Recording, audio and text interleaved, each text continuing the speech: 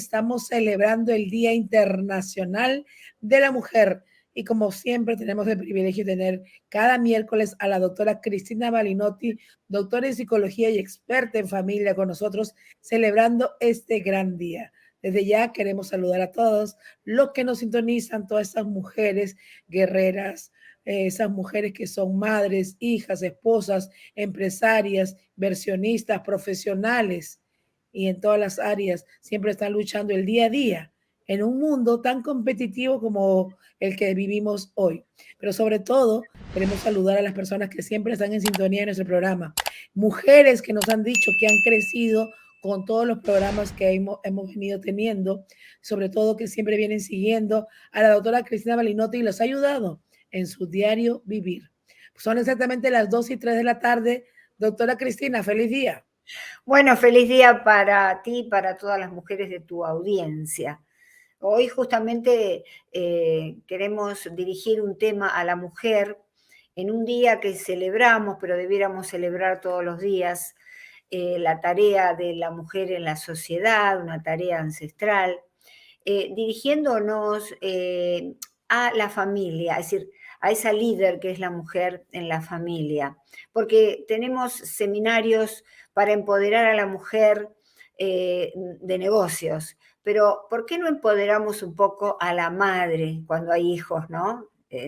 Si no hay hijos, no, pero cuando tenemos hijos, empoderar a esa mujer, ¿para qué? Para que sienta ese poder que puede manejar a sus hijos sin necesidad de gritarles, sin necesidad de castigos. Entonces hoy vamos a hablar de este tema, educar a los hijos, el impacto en el cerebro infantil.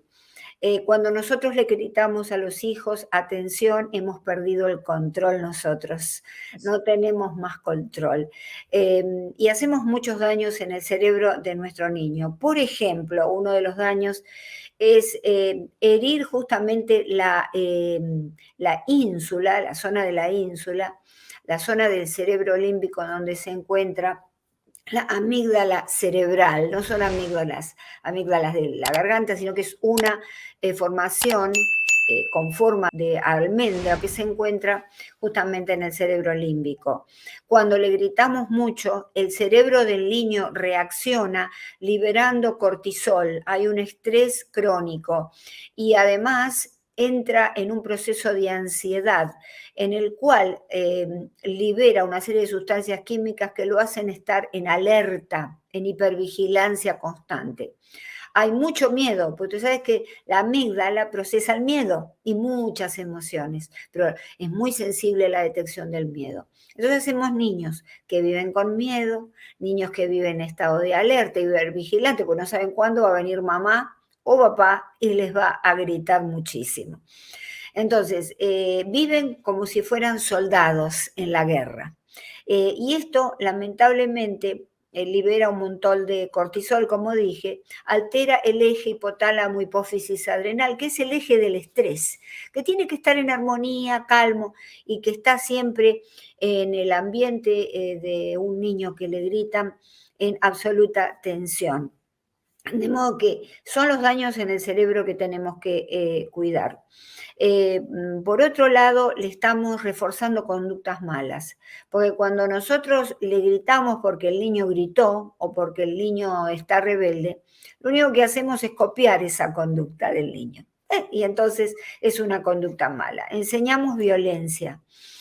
Creamos emociones negativas en el niño que van a permanecer a nivel de la psicología. Es decir, ya vimos el cerebro, ahora la psicología. Dañamos altamente su autoestima, provocamos ansiedad y estrés de manera crónica y, por supuesto, el miedo. El miedo, que es la emoción más importante de los seres humanos, queda disparada constantemente. Justamente el miedo en el hogar. Ese lugar sagrado donde debemos sentir calma, ganas de quedarnos, el niño se siente con miedo y quiere huir. Entonces, hay muchas cosas que nosotros podemos hacer, ¿verdad? En principio, ponernos en línea con el lenguaje y la parte corporal. Tenemos que tener una comunicación asertiva. ¿Esto qué quiere decir?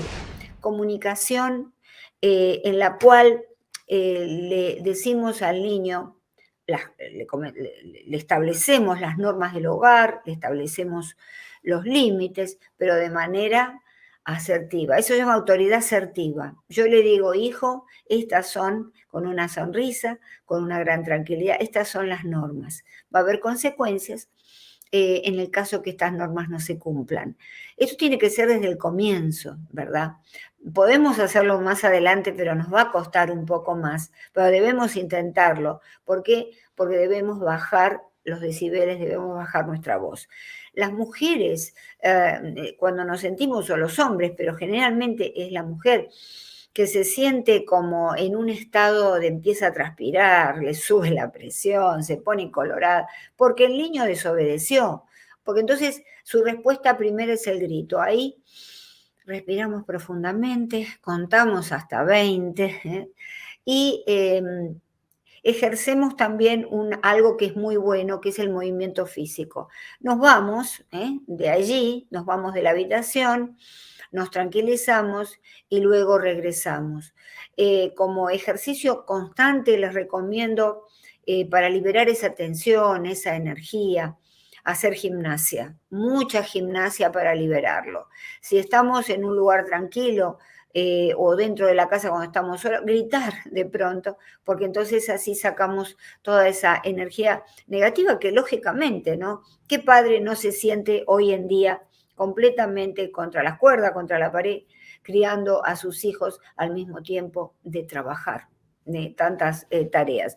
Entonces, debemos alinearlos. El lenguaje tiene que ser calmo. Recuerden, Erich Fromm cuando dijo en su libro El arte de amar, la condición fundamental para amar a alguien es la paciencia. Y vaya por Dios que tenemos que armarnos de paciencia con los hijos.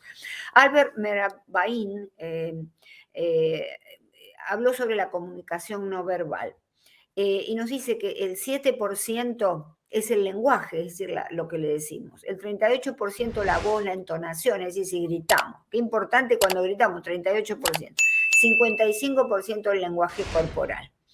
Es decir, que lo que tenemos que modificar es la entonación de la voz, bajarlo, porque es un 38% que afecta la psicología y el cerebro del niño, y un 55% el lenguaje corporal, las manos abiertas, no estar así, no ponernos de brazos cruzados, para poder enseñarle al niño que lo estamos recibiendo, que lo vamos a escuchar y preguntarle, ¿por qué te encuentras así? ¿Qué es lo que sucede? Yo tengo una anécdota muy buena de una gran amiga, muy conocida de ustedes, que no voy a mencionar, pero en una oportunidad, cuando fue uno de mis programas en Universidad de la Familia, ahora sí, le pregunté justamente cómo manejaba las cosas que hacen los niños, todos estos ataques que tienen los niños. Cuando una de sus hijas era muy pequeña, pintaba en la pared. En la pared del dormitorio era un pizarrón y estaba hecho un garabato, sucio todo. Una vez entró con mucha tranquilidad a la habitación y le dijo, mira, quiero hablar contigo. La niña tenía 5 o 6 años. Quiero hablar contigo. De ahora en más, mamá te va a comprar la pizarra más grande que encuentre, o los blocs más grandes de páginas blancas que encuentre, y un montón de crayones. Entonces, cuando tú quieres dibujar, tienes que dibujar allí, justamente en esa pizarra y no en la pared. Bueno, pues afortunadamente, no lamentablemente, la orden esa se cumplió. Y fue una orden dada con amor.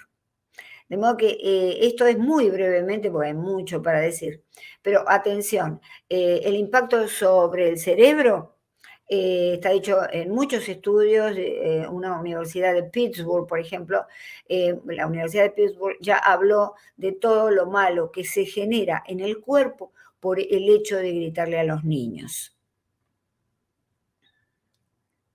Claro que sí, doctora. Estábamos leyendo todos los mensajes que nos están escribiendo. Hay infinidad de mensajes.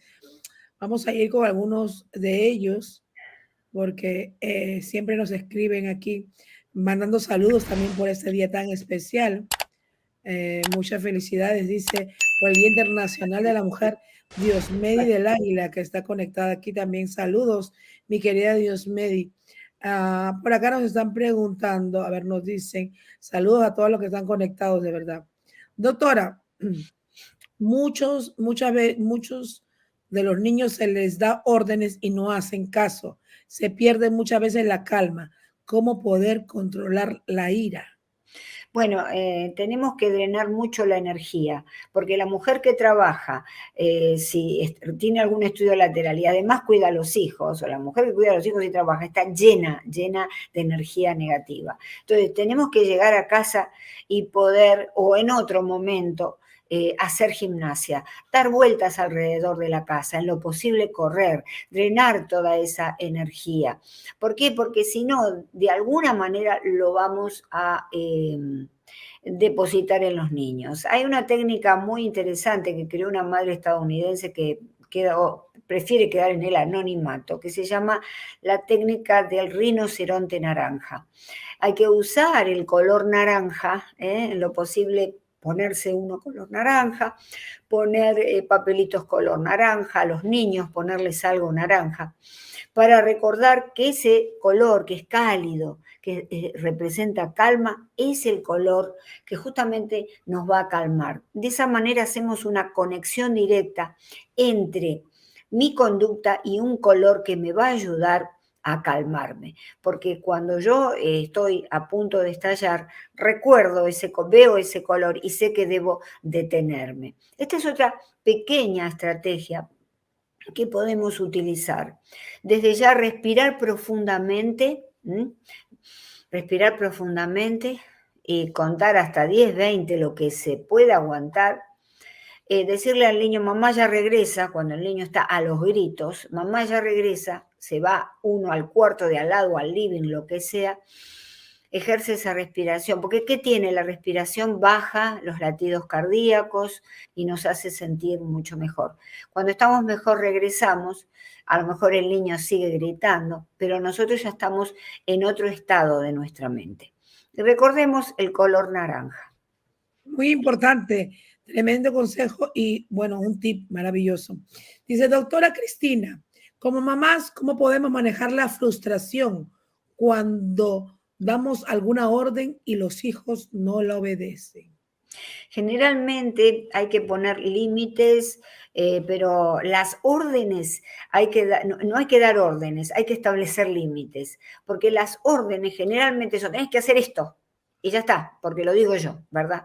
Entonces, eso no funciona. El niño queda un poco dañado en su autoestima. Yo prefiero, en lugar de las órdenes, en la negociación. Bueno, mira, si esto no lo haces, vas a estar 2 días sin el juguete preferido, sin el celular, si es que usa celular. Entonces, que él sepa claramente. Y si no cumple con esa conducta que debe cumplir, entonces sí, desde ya cumplir con nuestra promesa. Muchos padres que dicen, bueno, te saco esto, te saco lo otro, y después no le sacan nada. Entonces ahí están haciendo un reforzamiento de la conducta negativa desde ya. Claro que sí. Vamos, doctora, dice, ¿qué pasa cuando se regaña mucho a un niño? Bueno, el niño comienza a desarrollar miedo. Regañar, vamos a establecer primero qué es regañar. Regañarlo con gritos, si lo regañamos con gritos, va a ser realmente negativo el resultado, ya lo vimos. Impacta en el cerebro, el niño va a vivir con estrés, con ansiedad, en estado de huida o de lucha. Es lo mismo que está una persona que se encuentra, como digo siempre, en un camino con un oso. Inmediatamente se dilatan las pupilas, todo el cuerpo, la sangre, los músculos se preparan para la huida o el ataque. Entonces, eso está bien, es una defensa cuando pasa algo. Pero si esa amenaza es constante, si yo regaño a mi hijo constantemente con gritos, entonces ahí realmente estoy creando una situación que lo puede llevar a una enfermedad física. Claro que sí. Dice por acá, a ver, feliz día para todas esas lindas mujeres guerreras que día a día luchamos por cada uno de los anhelos de nuestro corazón. Bendiciones nos están mandando por aquí en este día. ¿Cuál es Igual. la mejor forma de corregir a un niño? Santiago Hernández. Bueno, qué bien, tenemos un varón aquí que Eso nos es bueno. eso es muy bueno, sí. Bueno, la mejor manera de corregir a un niño, primero hay que poner límites y segundo es poder hablar con lo que se llama autoridad asertiva. La autoridad puede ser de dos tipos, autoridad negativa, autoridad violenta, que es lo que conocemos en la historia, lo que hacen todos los padres. Pero hoy en día, con la emergencia de redes sociales, con este boom de violencia, no podemos usar esa autoridad que usábamos antes. Entonces es la autoridad asertiva. Quiere decir que yo, de manera calma, digo, esto no es así y bueno, y se tiene que cumplir. Le damos las razones, charlamos con el niño, ¿verdad? Y depende de qué tipo de corrección sea, por supuesto, ¿no? Si ha hecho, depende de la severidad o de la gravedad de lo que haya hecho desde ya. Si lo que hizo es algo muy grave, entonces tiene que tener una consecuencia. Recordemos que en la vida no hay castigos ni premios, sino consecuencias. Así es, dice, los gritos deterioran los vínculos entre padres y hijos y generan consecuencias negativas. Pregunta. Sí, por supuesto. Otra de las características, y gracias por mencionarlo, Danilex, es que deteriora los vínculos entre padres e hijos. El niño cada vez quiere contar menos, porque tiene miedo que le griten, porque le gritan por cualquier cosa, o lo educan a los gritos. Entonces se aísla, se va a refugiar en amigos, se va a refugiar en las redes sociales, y no va a querer comunicarse con los padres. Entonces después los padres decimos, yo no entiendo si yo le doy todo, es un rebelde, ¿por qué no se comunica conmigo? Somos nosotros los padres. Mire qué consejo importante es este. Los padres somos los que nos acercamos a los hijos, no los hijos a nosotros. Entonces no podemos decir, me salió mal, mirá, ahí está, no habla conmigo. Bueno, un momento, vamos a hablar nosotros con ellos. Vamos a establecer rutinas sanas, como por ejemplo, y siempre lo digo, una vez al día, cenemos con ellos o almorcemos o compartamos un sándwich, lo que sea, que una excusa puede ser salir a andar en bicicleta, para poder hablar con ellos, para aceitar este recurso tan importante humano que es el lenguaje con las palabras. Es muy importante. Claro que sí. Seguimos con más preguntas que tenemos aquí. Saludos a todos los que están conectados. Tenemos varios hombres en la línea, dice Rita. Sí, tenemos varios hombres aquí conectados.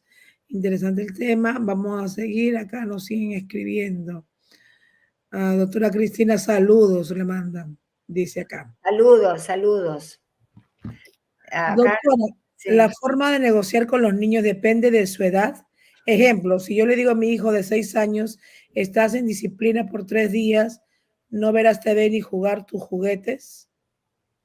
Sí, depende de la edad y depende de las normas que hayamos puesto en el hogar, que sean límites claros, que se entienda claramente que hay cosas que no pueden hacer.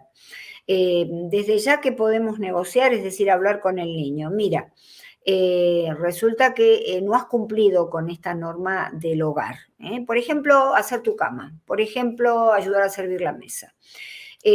Por ejemplo, terminar las tareas. Entonces, acá como indica, podemos decirle, vas a estar un día o 3 días, va a depender, pero yo aconsejo que no sean muchos días, pero sí un día a 3 días que puedan estar, por ejemplo, sin sus juguetes o sin ver algo, que él entienda, la niña o el niño entienda que hay consecuencias de cada acto, que no es gratuito, que no es que yo porque mamá me quiere, yo hago lo que quiero, ¿no? Y mamá me besa. Cuando yo Por ejemplo, es muy común ver esta escena, los papás, las mamás, el nene dice algo feo, una palabrota, o está diciendo cosas feas a la abuela, eh, o chistes que no tiene que decir, y nosotros decimos qué amoroso, qué divino, y le damos besos, y estamos ahí reforzando esa conducta.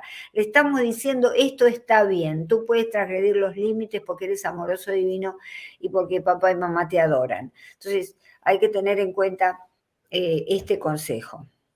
Claro que sí. Nos siguen escribiendo y mandando saludos. Por acá nos dicen, ¿cómo hacer que un adolescente te entienda y escuche? Bueno, nosotros tenemos que haberle dado el ejemplo previo de escuchar, 80% escuchar y 20%, 80% escuchar y 20% hablar. Esto es porque entonces ya de chico le estamos dando el ejemplo. Y cuando hablamos, no hablamos con sermones, no hablamos con críticas, no hablamos con prejuicios, no hablamos con retos, sino que nos abrimos a escucharlo. Esto es muy importante. Los adolescentes pareciera que no quieren hablar con nosotros, pero tienen mucha sed de comunicación.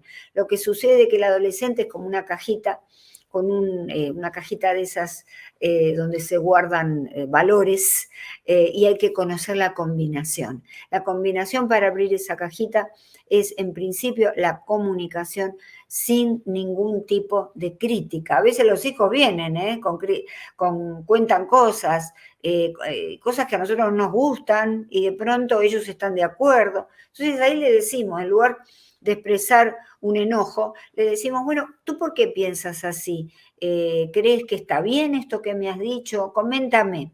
Entonces ahí le damos la oportunidad que se abra. Y entonces habremos restablecido los canales importantes de la comunicación, particularmente con los adolescentes cuyo cerebro es altamente vulnerable. Claro que sí. Algunas personas repiten el patrón educativo de sus padres y pueden pensar que utilizar los gritos sirve para manejar el comportamiento inadecuado de sus hijos. Claro, esto es algo que nos viene de hace 100, 150 años. Los hijos se crían así a los gritos y a los golpes porque yo lo digo y se terminó. Y bueno, esa educación sirvió en un punto, pero resulta que acá ocurren dos cosas. Hay universidades, estudios científicos, por lo tanto, que nos indican el daño que le genera al cerebro, pero particularmente en esta época que no es la época de nuestros abuelos o bisabuelos, ni siquiera de nuestros padres.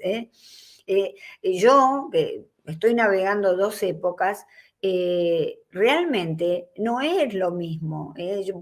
Yo antes que existían, cuando existían las redes sociales, cuando no existían las redes sociales, se podía de pronto reprender a los hijos de una manera más enfática.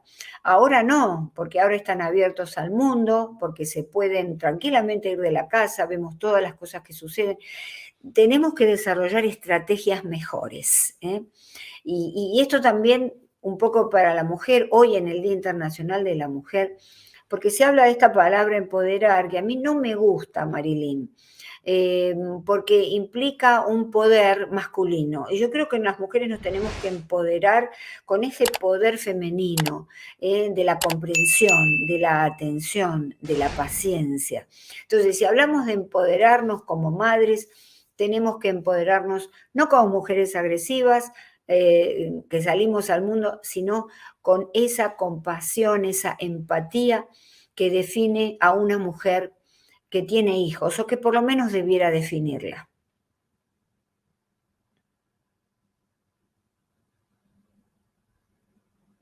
Dice aquí, doctora, tengo miedo de que mis hijos sean mal portados de adolescentes. Me regala un consejo, por favor. El adolescente es un rebelde con causa. Las causas son hormonales, las causas son bioquímicas, las causas son psicológicas, cerebrales. Está en desarrollo todo su cerebro. Y esto ya lo han determinado los laboratorios del mundo a partir de Anna Blakemore, una gran científica del Colegio de Londres, que habló de la vulnerabilidad del cerebro infantil que termina de desarrollarse a los 30 años. Esto es una cosa increíble, pero estos son los hallazgos científicos. Entonces, ese cerebro que está en desarrollo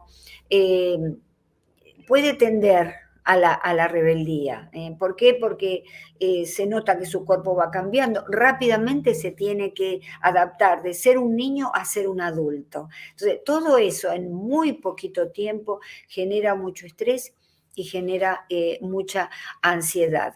Hay que tener paciencia, hay que saber esto. Entonces, saber esto y recordar la propia adolescencia, a lo mejor no fue tan convulsionada como la de ahora, pero nuestra propia adolescencia, qué pasaba con nuestros padres, ese autoanálisis nos hace muy bien para poder ponernos en los zapatos de nuestros niños adolescentes. Es muy difícil empatizar, imaginemos que queremos entrar en los zapatos de nuestro niño de 6, 7 años, no vamos a poder, es muy difícil. Pero esta frase, ponerse en los zapatos del otro, es una metáfora justamente para indicar, por otro lado, la empatía, pero también lo difícil que es ese acto. Y entonces tiene que ser un acto de amor, porque lo hacemos por nuestros niños. Tenemos que estar con ellos. Otro consejo importante te voy a dar, y es que muchas veces la rebeldía de los niños, cuando son muy rebeldes, irritables, quieren estar siempre afuera, dicen a todo que no, a veces es un signo de depresión. Entonces, por favor, llevémoslos al médico si tengo un adolescente muy rebelde, porque puede ser el proceso de adolescencia, como les expliqué, pero puede ser también que esté desarrollando algún problemita que lo lleva a la depresión. Recordemos, la depresión en los adolescentes se manifiesta distinto a los adultos. Y entonces, más allá del ataque melancólico, en los niños vemos ataques de rebeldía, cuando hay una depresión, pero hay que hacer el diagnóstico diferencial desde ya. Claro que sí.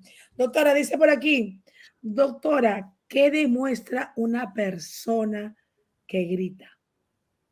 Bueno, demuestra debilidad, demuestra que ha perdido el control, demuestra que no tiene ordenadores de salud, que no tiene herramientas para manejar y que no se ha puesto en contacto con sus emociones. El tema es este, cuando uno grita y si uno está en contacto con las emociones, inmediatamente uno se da cuenta y le pone un nombre, estoy en un ataque de ira, entonces ahí lo puedo parar, de ahí la importancia de conocer las propias emociones. Pero si no, las dejo correr como caballos salvajes y hacen estragos, ¿verdad? Entonces, también puede demostrar un trastorno de personalidad severo, también puede demostrar un trastorno mental, alguna enfermedad mental. Ojo, atención con eso. Tenemos que saber que la persona que grita, si es una persona que grita por ira, porque tiene un carácter fuerte, no sabe manejar sus emociones, no encontró herramientas, o si lo hace porque de pronto está cursando una enfermedad mental. Y hay enfermedades que tienen, como la bipolaridad, justamente en la fase de la euforia, la persona puede estar agresiva. También los adolescentes o las personas que sufren, mejor dicho, en este caso, esquizofrenia.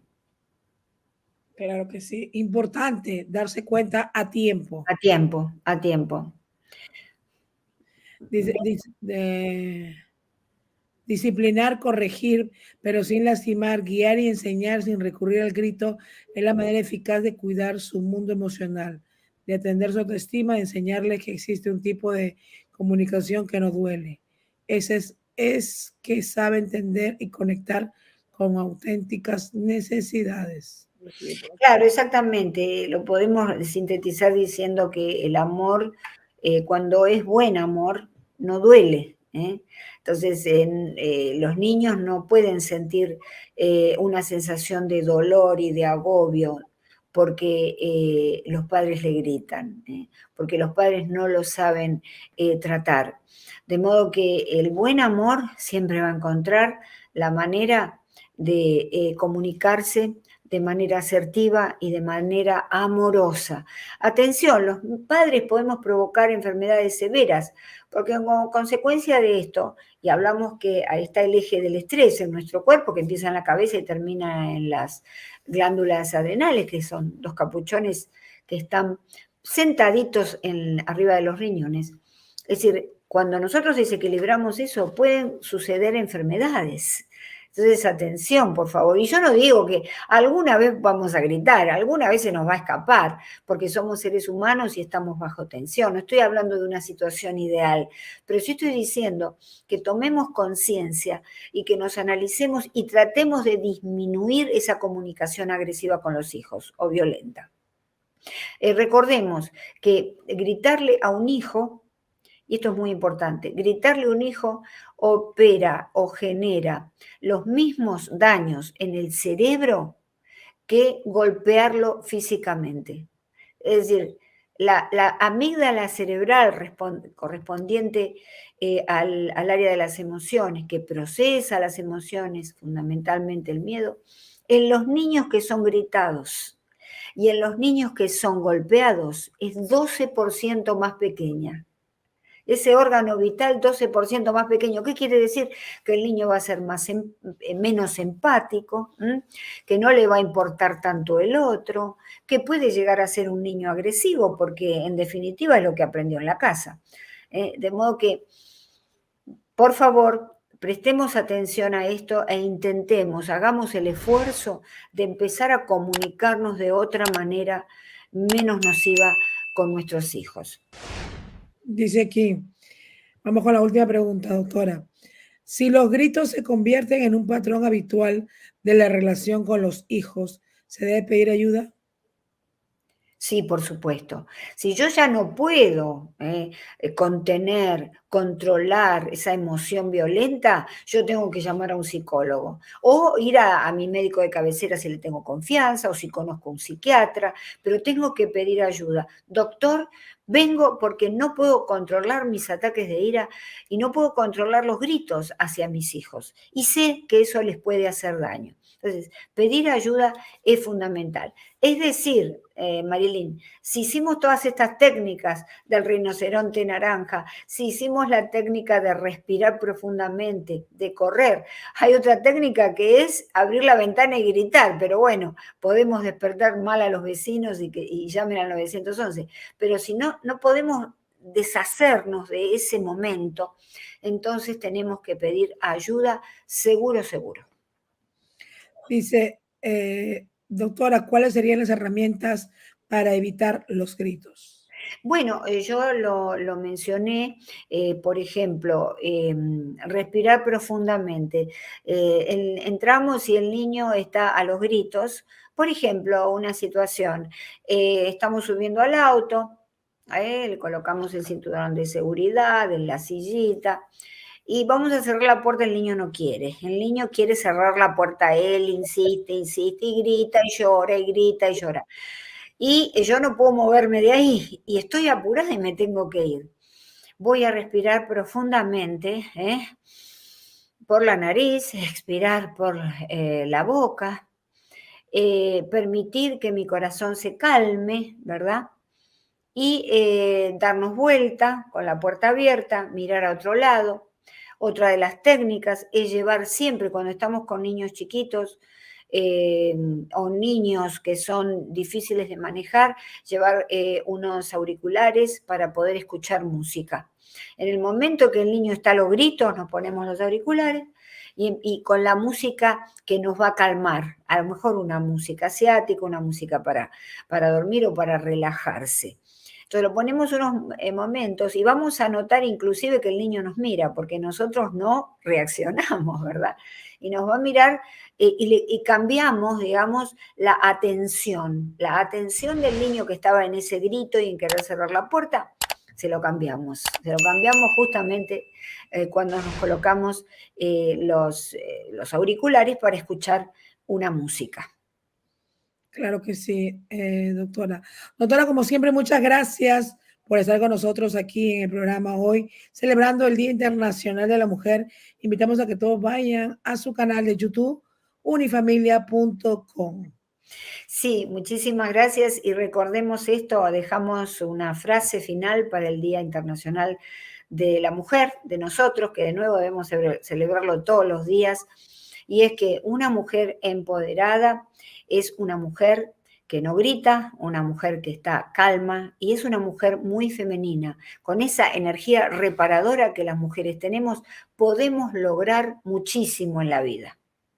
Claro que sí, doctora. Muchas gracias, doctora. Que tenga un excelente día. Sigue celebrando el Día Internacional de la Mujer. Gracias. Hasta el Un abrazo. próximo miércoles. Gracias, doctora. Igualmente, nos vemos.